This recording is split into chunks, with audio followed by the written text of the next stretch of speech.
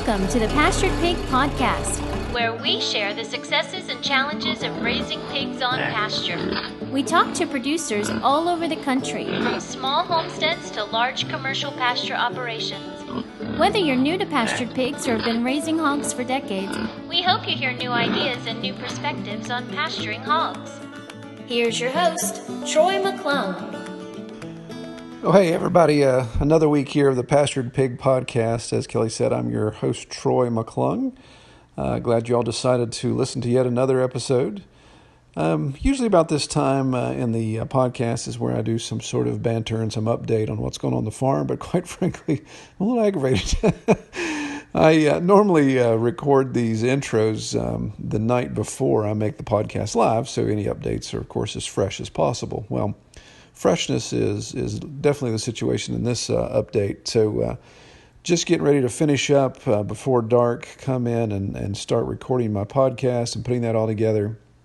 And for those of you are not aware, we're in West Virginia. So Red Tool House Farm is on 100 acres in West Virginia, but 100 acres in West Virginia is, of course, very, very hilly, mountainous, if you will. So I'm driving my side-by-side with utility trailer around the house. I was actually doing a little bit of landscaping, cleaning up, getting ready for the fall, and come around the front of the house, and my trailer comes off of the coupler comes loose on the side-by-side of the trailer, and the trailer slowly proceeds to go over the hill. And I just watched it. I couldn't get out of the side-by-side fast enough. It just goes over the hill, which here is a substantial hill, down the hill, across the driveway, and kind of did a jump Dukes of Hazzard down into the valley below, and actually got caught on a tree about halfway down. So it was laying on its side, bedside down the mountain, so almost upside down against a tree halfway down the mountain. And of course, it was getting dark. So we've been playing, Kelly and the boys and I have been playing tractor fish. We've been fishing with the tractor to pull the trailer back up over the hill. So needless to say, that's the latest update we have, and it's a little aggravating, but nobody's fault but mine. In a hurry, trying to get around the corner of the house, and I guess it bounced the trailer too hard, and it just came loose. So we're going to move on to our interview and talk to people who do know what they're doing.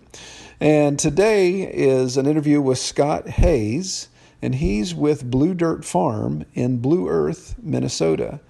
And Scott has a neat operation going on up there. He finishes Mangalitsa and Mangalitsa Cross. So we'll dive right into that discussion and let him give you guys an update of what he's got going on. Well, hello, everybody. Welcome back to the Pastured Pig Podcast. As always, I'm your host, Troy McClung. And I've got another good interview. We're kind of getting in a habit here of Midwesterners. So I think there's a lot of pigs in the Midwest, so it makes sense. So tonight I have with me Scott Hayes from Blue Dirt Farm in Blue Earth, Minnesota. So welcome, Scott. Hey, Troy. Yeah, so tell me, on Blue Dirt Farm in Blue Earth, Minnesota, do you guys like the blues? I'm sorry, do we like what? Do you like to play the blues? Like to play, yeah, I guess I used to attempt to on my guitar a little bit. But yeah, that was not a whole lot of blues around here. I got you. That was my attempt. There used to be some blue clay. You can still find some reportedly on the banks of the Blue Earth River. I see. Okay. Yeah, that was my poor attempt at humor there. So, well, that's an interesting name. I would ask, how did you come by the name of Blue Dirt Farm? But does it have anything to do with the fact that it's in Blue Earth, Minnesota? Yeah, you could say a little bit. Yeah, definitely. Okay. So it's kind of a small town. It's only 3,300 people, and it's used almost in a derogatory way. People will say, "Oh, Blue Dirt. You're from Blue Dirt instead of Blue Earth." So I thought I'm gonna take that. Let's own that. Just embrace it. Take it away from them. Yeah, love it. All right, well let's talk about. Give me a 40,000 foot elevation view of your setup in your farm. So if you're just explaining it to somebody straight out of the gate, what do you have going on there? So I finish Mangalitsa, and I'll put a little disclaimer there, Mangalitsa cross pigs also. I don't farrow, I just finish them on pasture and woodland here on my 10-acre homestead. I've been doing so for about 4 years now, and pretty small numbers a year. I've been finishing around 20 pigs a year, and I'm on track to get closer to, I think, 35 to 40 this year. And it's just something that's slowly been growing and getting more customers. I just sell wholes and halves at this point, and I love it. Okay. Pigs are fun. Yeah, no doubt. Well, tell me a little bit about your farm and some of the pre-information you sent me. You talked about kind of like a multi-generational farm here with doing some regenerative agriculture. Unpack that a bit for us, if you would. Yeah, so I have my one foot in each world, really. So this that I'm doing here on Blue Dirt Farm, it's, like I said, very small scale, all organic principles. I'm not certified or anything, but I do use certified organic feed supplement for my pigs. I also work full-time on the multi-generational farm that I manage with my brother, and that's where we're doing some work with cover crops, which of course I use on my small farm as well, but there it's more of a broad acre thing, and we're working to implement more soil health principles, and it's a conventional farm at this point, but I'd like to get it to at least a point where I would consider it regenerative enough, you could say, so that I would feel comfortable integrating it with what I do at Blue Dirt Farm. Okay, so these are two We're not separate to that properties. point yet, but that's my ultimate goal. Yeah, okay. So these are two separate properties that you're referring to then? Yeah, correct.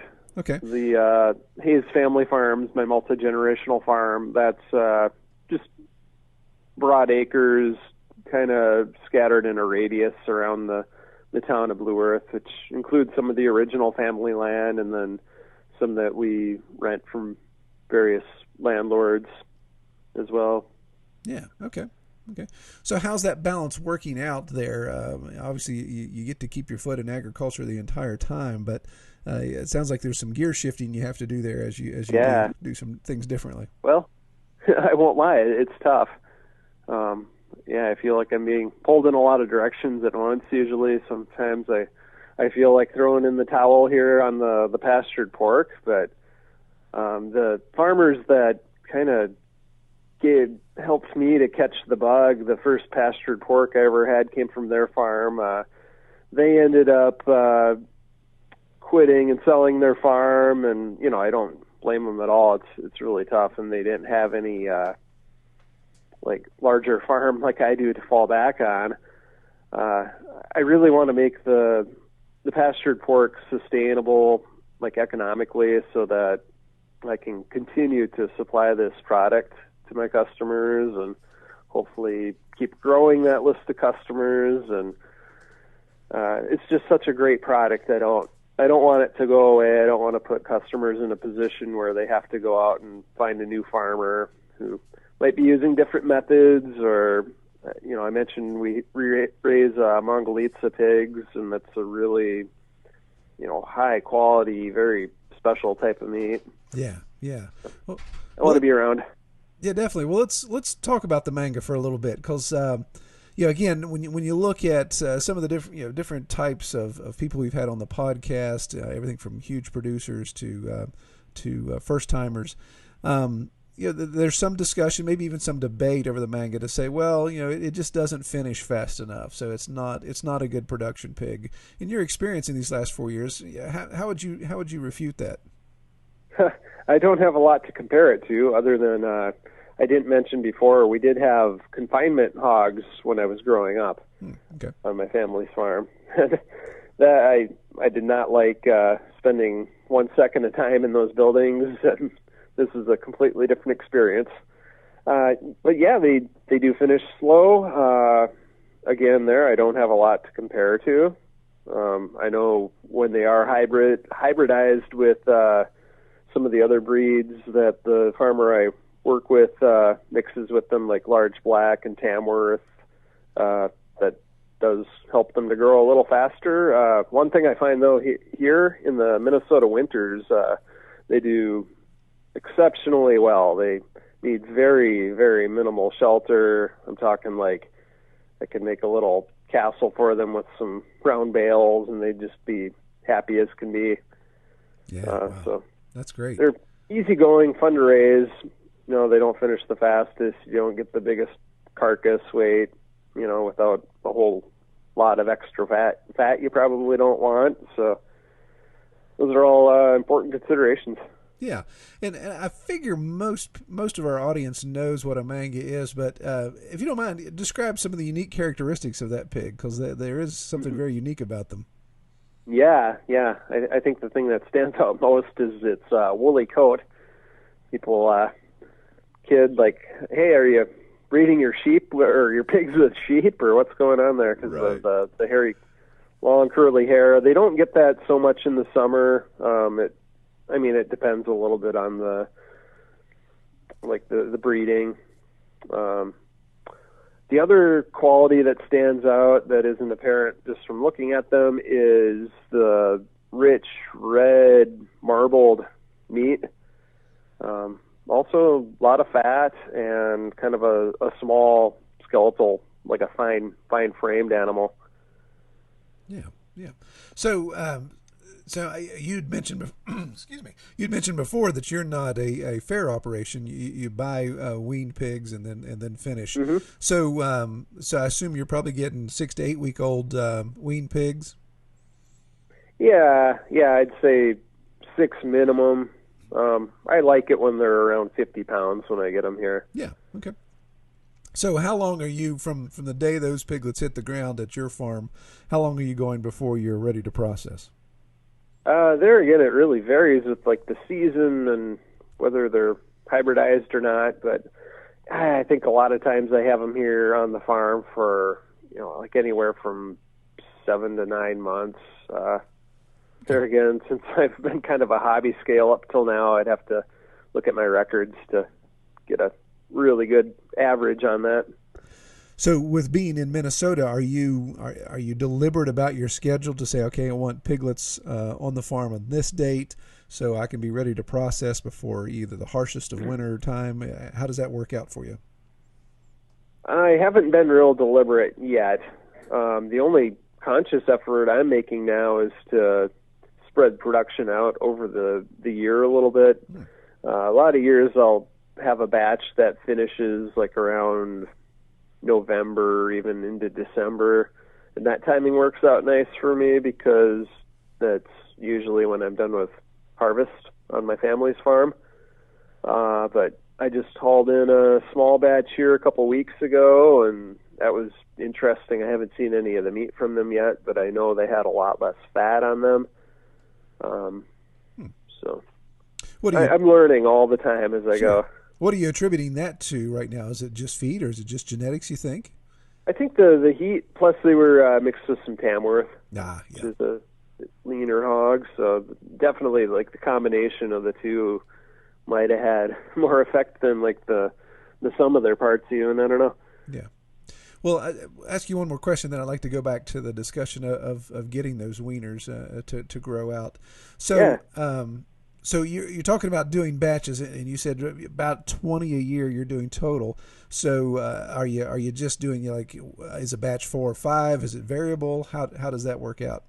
It's really pretty variable because up to this point I did start working with another farm now as well, but I've been just working with one farm, so I would take whatever he could get me. As you probably know, there's pretty good demand for especially heritage breed pigs, like during a certain time in the spring. Like this part of the country, like everybody wants pigs, in late April into May. So a lot of times I would take pigs before then or after that season to let the farmer I partnered with capture that premium and find other customers during that time, and then I would take all the other pigs you'd get. But anywhere from like a dozen, I think the most pigs I ever ran together was like 18. But I like having a batch of 8 to 10 of them. That just seems like a really nice number.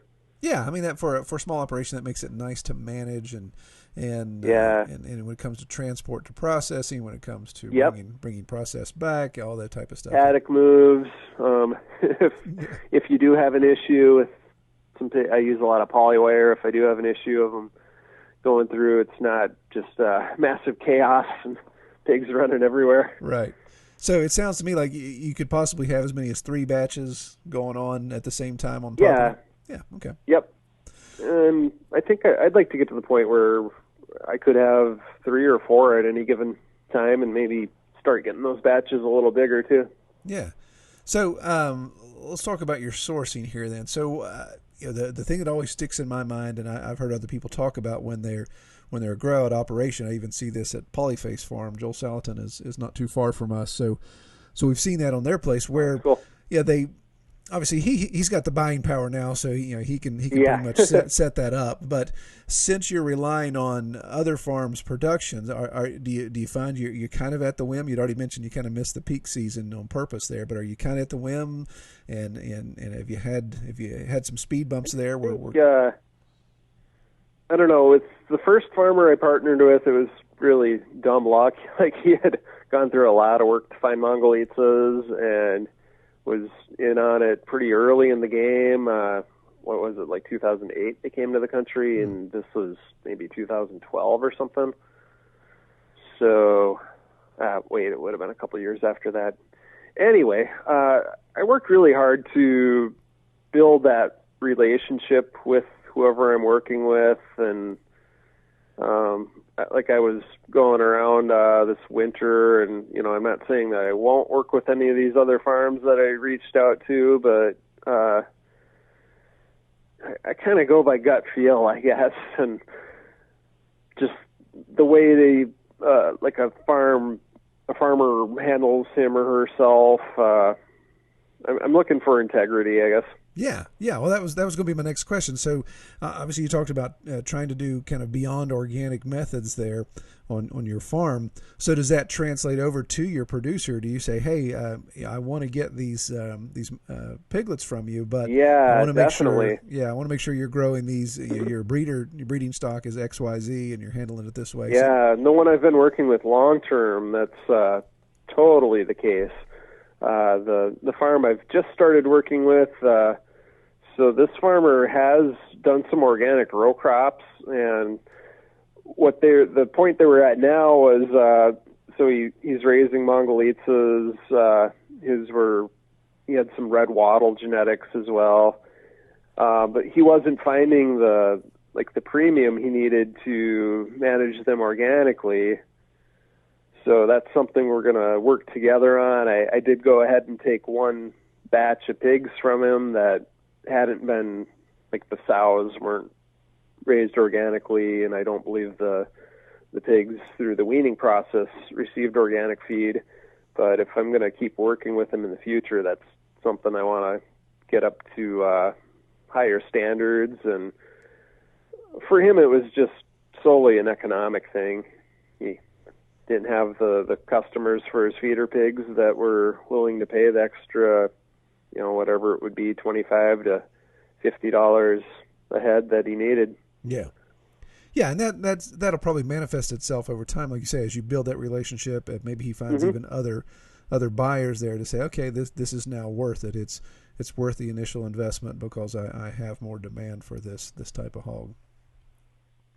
Yeah, and there again, it's just about building that relationship and really seeing these, because like you said, I am at the whim of them in a way, so I want them to be my partner, not the company I buy from. Right. Yeah, definitely. Well, so let's take a step back here. You said, if I remember correctly, you say you're 22 acres on your farm.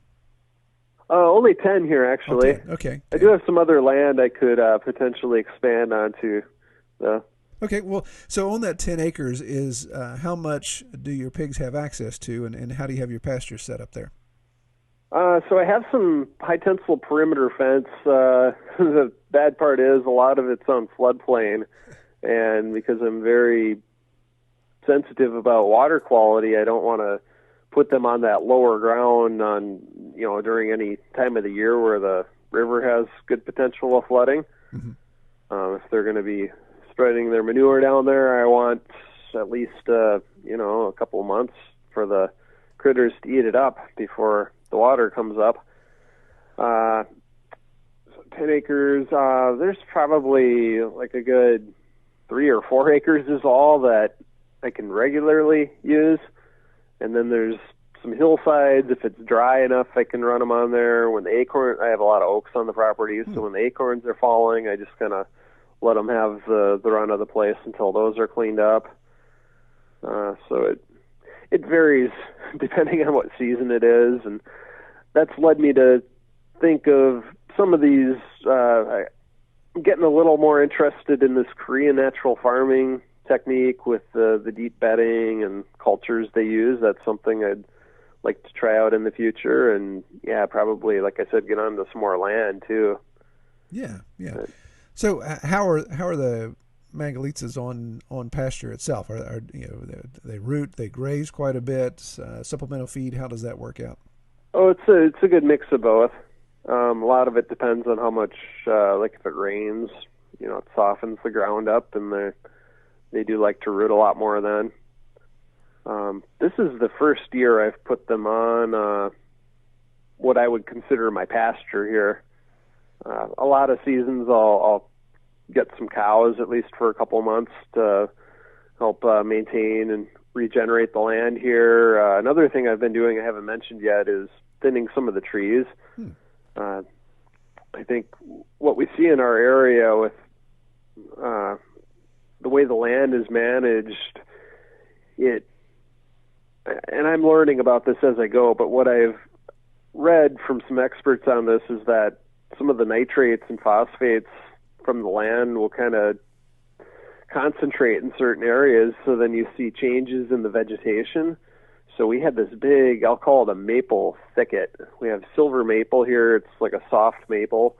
And these trees, when they come up, they can grow like 10 feet apart, and they'll just shade out everything. And then after years, some of them die and they kind of naturally thin themselves. But I have pictures from when I moved to the farm here where there was nothing growing under this thicket of maple trees. And since I've gone through there and thinned, I don't even know if I've taken like a third of them out.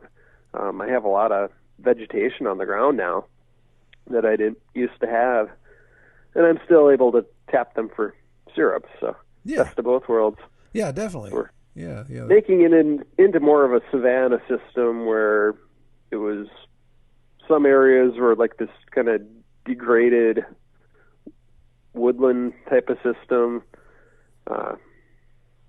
I'm really working on developing an eye for that and trying to read the land and listen to what the land wants to become and try to capture as much sunlight as I can in the process. Yeah, I like the whole savanna silvopasture angle there. We've here in the Appalachian mountains, we have tons and tons of hardwood. So on my property, it's we try to thin and we have access to tons of oak, beech, walnut, hickory, and that's a great protein source for the pigs. So finding that balance of what we're going to take out and what we're going to leave in, so they have that free range. But you mean like cutting branches from?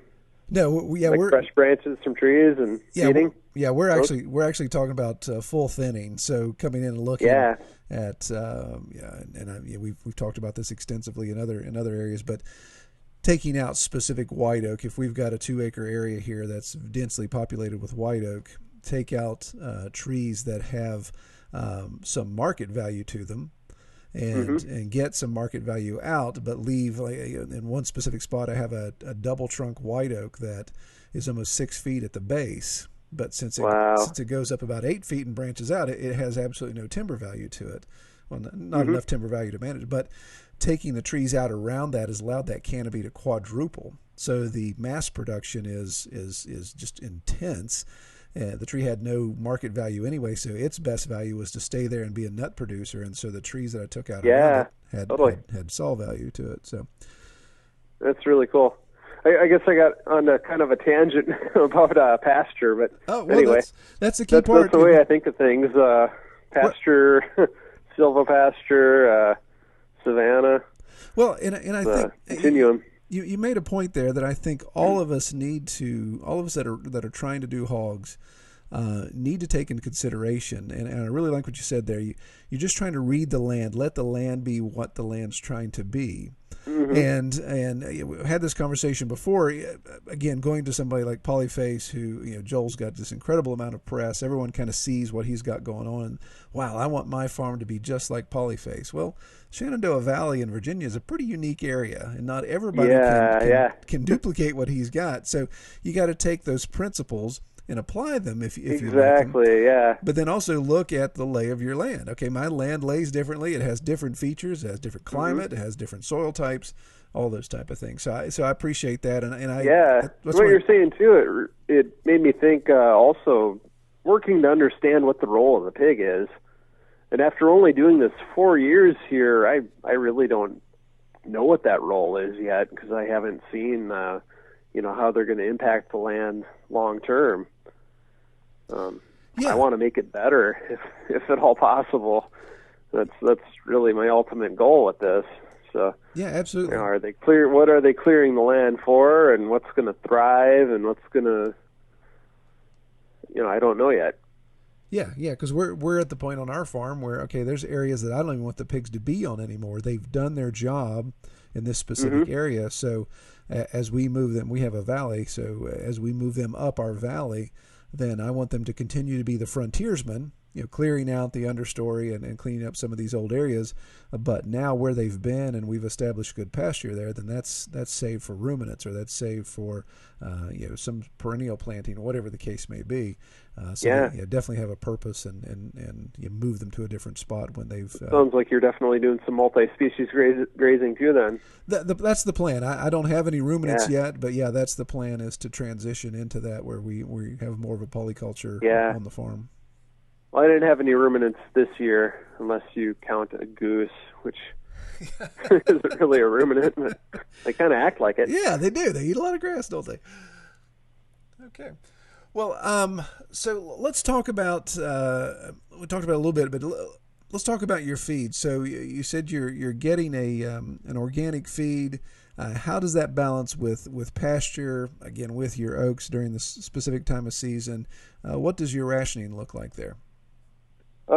So there again, because I have all this stuff going on with my family farm, kind of like the outsourcing the farrowing, I'm outsourcing the feed formulation as well. I used to be a lot more active in asking like what's in it every time, but I do know the basics. So I get it from an organic farmer who grows most of the grain himself. He does buy some barley and peas, field peas by the truckload, I know. But he'll use that barley field pea mixture, oats. There is some corn and soy in it. The soy is extruded on his farm, and it's like whole soy, so the oil isn't extracted from it. He'll typically grind in some alfalfa hay, and then he has like various minerals he puts in. I know he uses Midwestern BioAg products that have, I'm sure there's some Redmond salt in it, kelp. He's continuously tweaking his formula a little bit, and I've expressed my desire to at least go to a soy-free feed at some point. And like me, he's really busy as well. He's farming a lot of acres on his own and raises cattle and a few pigs and chickens of his own. So he's doing the best he can. And at some point, I might have to. I might exhaust the supply he can supply there. Sure. Yeah. Well, and it's nice to be able to have that relationship with your feed producer to even have those discussions. I know a lot of us are relegated to our commercial feed location, and there's not a lot of variables there. There's not a lot of discussion on special formulation. So the logistics of it are evolving a bit too. He used to, for a while, I'd even grind my own feed. I'd just get all the ingredients from him and assemble them. I had a couple bulk bins here I'd keep stuff in, and I did tinker around with some organic production of my own many years back, probably like the first year I was raising the pigs. What was I getting at though? Yeah, he'd put it in totes. Now we're to the point where we use like a wagon with an auger on it, and that's been working pretty slick lately. So I'm trying to make his life easier too, so that I don't have to find secondary suppliers as quickly. Yeah. So how are you distributing that feed to your pigs? Are you free choice? Are you rationing? Do you have a specific balance of other elements that you're including? Mostly free choice. I've experimented around with rationing a little bit, but again, since I don't keep the closest of records on anything, I don't really have a good way to tell how that, whether it was a good thing for me or not. In the winter, I'll put out definitely some hay, some organic baleage if I can get my hands on it. I've been experimenting with sprouted grains as well. I really like sprouting that barley and field pea mixture. The pigs seem to enjoy that. And then whatever other like garden produce I can get my hands on. I've had some success in the past, but the last year or two I haven't. One year I brought home a few pickup loads of watermelon and squash, which is great. I didn't have that option last year. Yeah, that's nice to have those opportunities where you get a kind of get a free or almost free source of additional. We always like we end up with a lot of pumpkins in the fall, so our pigs really enjoy that. Yeah. And then I get to tell all my friends about the pig butt squash we're having for dinner when they visit. Because we get this squash that volunteers and just grows all over the farm, which is a nice side effect to raising pigs, I guess. Yeah, that's hilarious you call it that, because we have the same thing with pumpkins, and we call them poopkins. So, so you can get a special on poopkins from Red Tool House Farm. So nice. Well, looking at your Facebook page, it looks like you've got an opportunity there, maybe multiple opportunities where you're invited to speak, to kind of talk about, almost do a little bit of an education or presentation of what you've got going on. Talk about that a little bit, if you don't mind. Oh, what specifically are you referring to there? I see you've got you've been highlighted. Let's see here. Looks like a producer highlight. Oh, okay. Yeah, that's actually an event that I have coming up Friday. Yeah. So yeah. It's I don't know when you're going to release this, but it's coming up a couple days from the time we're recording this. Yeah, and that's something I did earlier this spring, and the place that hosted it was really impressed with the way it went, and they've kind of taken over the event now, so they did more of the promotion of it, and I don't have to front the money for it this time. I just kind of show up and do my thing. The first one, when I started it, was an effort to educate some of my customers more and highlight more of the uses of lard. So the Mongolitsa being a lard breed, obviously it produces a lot of lard, and people can be intimidated when they bring home this 20-pound frozen sack of lard from the locker. So we went over the rendering process and just a few of the uses for lard that you might not think about. Everybody thinks about pie crust, but also you can saute vegetables in it. You can pop popcorn in it. Yep. Trying to think. I made some nut butter and pumpkin seed butter with it. Yeah, makes great soap. There's just a plethora of uses for lard. I don't go through much olive oil anymore here. Right, exactly. Well, let's talk about that for a second. You talked about educating your customers, and I assume if you were to do the Pepsi challenge, where you're laying out a Mangalitsa pork chop compared to a conventional pork chop, obviously it's the difference of night and day. Do you find you have to educate your customers to a degree to say, okay, why should I buy your pork at a higher cost or a premium cost compared to even some other conventional pasture raised pork? Do you have that discussion much? I try to avoid having that discussion. I'd like to find the customers that already are already there that don't need any convincing. Yeah, but okay. It's something I think about. I don't know if you saw on my Facebook page, I actually borrowed an image from another farm here in Minnesota. Somebody took a pork chop from their farm and laid it out next to a supermarket pork chop, and I'd like to do my own version of that image here. Yeah, it's night and day comparison there. Yeah, I'm always curious in ways that you can highlight these differences, and even if it doesn't get you a customer, I think we just need to get a lot more people interested in where their food comes from, and understanding that a calorie isn't just a calorie. And this ties back to what I'm doing on my family's farm as well, because I could do, I could make this into like polyface farms here, like times 100 on my little 10 acres, and it's not going to do much when the landscape around me is dominated by corn and soy monocultures. I think that's so it's really hard for me to decide what to focus on, because this is in some ways a lot more rewarding working here, but I think I have a lot of potential to help change the landscape. I mean, we're all doing our part, and there's many other farmers around the country and world getting behind the soil health movement, but I'm most excited that there's a few others in my county that are doing some really great work with it.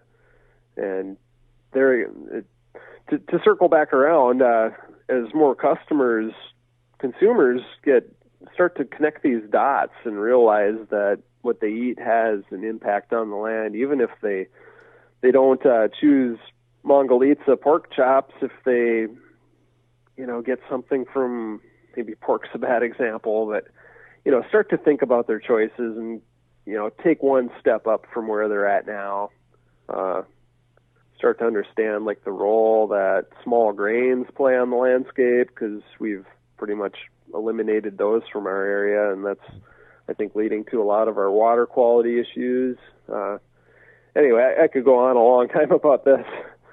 Oh yeah, but it's again, I think it's a key point, and I like what you said there about we're all trying to do our part, whether we're raising pigs just for our own personal consumption on a homestead, or where we're turning that into some retail sales, but educating the customers. And I like that comment about just getting people to take that first step, just start caring about where your food comes from. Well, for sure. When you start asking that question, then you start getting answers to those questions. And for most people, not everybody, but for most people, it's eye-opening. Like, wow, I never realized that. I'm going to make different choices now. Some people just say, yeah, whatever. But it is interesting to see how many people will respond to that and say, hey, I'm going to make different choices now. Yeah, I think it's great. It's a movement that's happening, and boy, we sure do need it.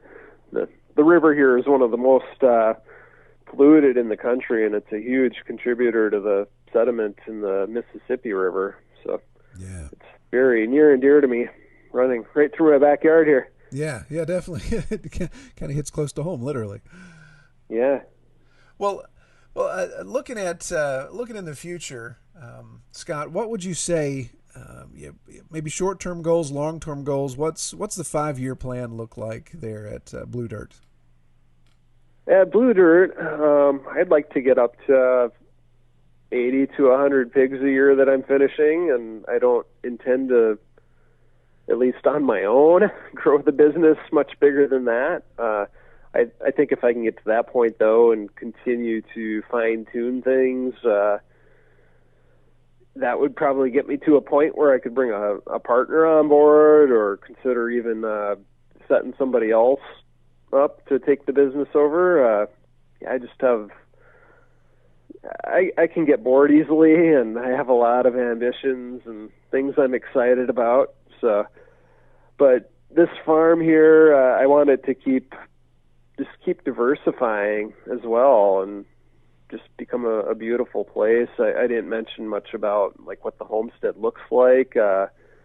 I'm sitting in a passive solar home right now. It's built with round timbers, whole trees, like the columns still have the branches on them, and these are all timbers I harvested from the area here. And I'd really like to make this homestead a place that inspires people and shows how we can all live a little closer to nature and be in contact with more of these forces that are so absent in modern life most of the time, and try to show people some of the benefits that we can get from bringing back some of this stuff we've lost. Yeah. Awesome. I like pigs, and I want them to continue here. Very good. Hopefully understand their role a little better. We become the pig whisperer. That's right. Definitely. Well, one last question here that I ask, and I ask this of everyone, is in your experience with raising pigs, what is the thing you like the most about raising pastured pigs? I think moving them onto a fresh paddock, and there's two parts to that. I love it seeing the pigs running out there and finding all this new forage and exploring their new territory, and it's not all dug up or anything or soiled yet. But the other part is I like taking down the fence from their old paddock, especially if I had what I consider like the right level of disturbance where they haven't dug up things too bad. Hopefully we didn't have a big thunderstorm and made a huge mud hole, but seeing that level of disturbance where they cleared some stuff out, they tilled some soil, there's going to be some new growth there. I'm pretty much always throwing cover crop seeds out after they leave or even before they do, depending on the seed size. But to me, like taking down the posts from that temporary fence, I feel like, and I do have an art background as well, I kind of feel like I'm taking down the scaffolding after creating something. So that's my favorite. Very good. Very good. I like that. That's a great answer. Very, very poetic. Well, all right. Well, Scott, I definitely appreciate you taking the time to sit down with me and talk about what you've got going on there at Blue Dirt. If somebody wants to find out more information about your operation, where can they find you online? Oh, that's a great question. Well, bluedirtfarm.com will be up soon. There's something there right now. It's pretty out of date, but hopefully by the time this airs, I'll have it done. Otherwise, I'm on Facebook and LinkedIn. Scott K. Hayes on LinkedIn, Scott Hayes or Blue Dirt on Facebook. Yeah, and so your the spelling of your last name is a little different. So that's Haase, correct? Correct. Yeah. Or if anyone wants to email me, it's just scott@bluedirtfarm.com. There you go. Okay. Well, man, I appreciate you taking the time. Excited to hear about what you have going up there, and I pray you have a good finish season this year, and you survive the winter, the Minnesota winter yet to come. Mm-hmm. Yeah, I hope it's a good one, whatever that means. Right, Thank you, Troy. This has been a lot of fun, and really appreciate you reaching out and doing this podcast. All right, definitely. Well, you have a good evening, and we'll talk to you soon. All right, goodbye. Goodbye. Okay, well, really appreciate Scott coming on the podcast and letting us talk with him. I really like what he's got going on up there. It's just really neat to hear all the different stories all across the country of how you all are raising pastured pigs. And again, if you're listening to this and you would like to be on the podcast and you think, well, I don't have my operation together yet, or I'm not big enough, or I'm just raising enough for the homestead, then we want to talk to you too. I'd like to talk to the huge producers. I'd like to talk to people just raising one or two for themselves. We just came back from the Homesteaders of America conference, which was a great weekend. and just got to meet a lot of good people that raise pigs, but they're not raising them on a production level. They're simply raising them for their own consumption, maybe a pig here, a pig there.